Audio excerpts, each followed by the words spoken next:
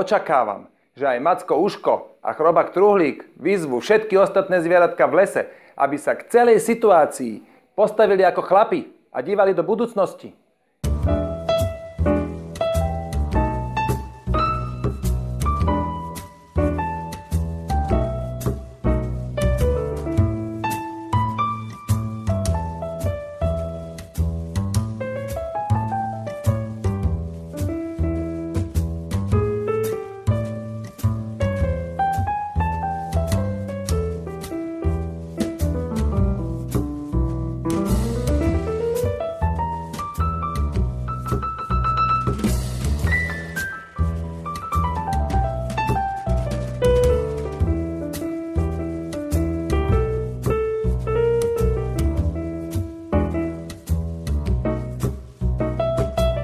Poslancov kritizujú iba kandidáti SAS. Ostatným stranám ich výška neprekáža. Poďme sa teda pozrieť, ako vážne to so škrtaním saskári vlastne myslia. Vy traja sa vzdáte týchto benefitov?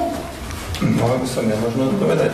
Nie, my sa týchto benefitov nevzdáme. My si skôr tie všetky naše peniaze zaslúžime, ale ešte raz vám vravím, pripojíme sa ku každej iniciatíve, ktorá bude chcieť odmeňovanie poslancov a ich benefitov zreformovať. No, ale ak tá iniciatíva nebude úspešná, tak si budete užívať tie benefity ďalej, ne?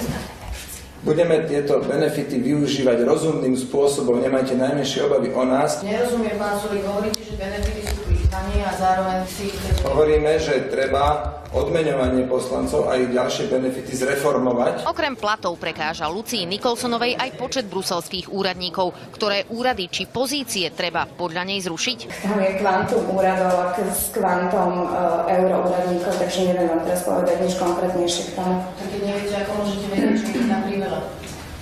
Ale tak to vie každý, že ich tam priveľa. Čiže ktorých treba zrušiť?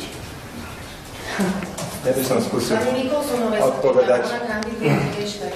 Ale ja Vy som sa pýtate a my odpovedané, odpovedáme. lepšie, ako som vedela. Keď sa z 3 sídiel stane 1, tak určitý počet úradníkov ušetríte. Pomohol kolegyni Richard Sulík, koho by zrušil, ale nevedno. Barbora Demešová, televízia Markíza.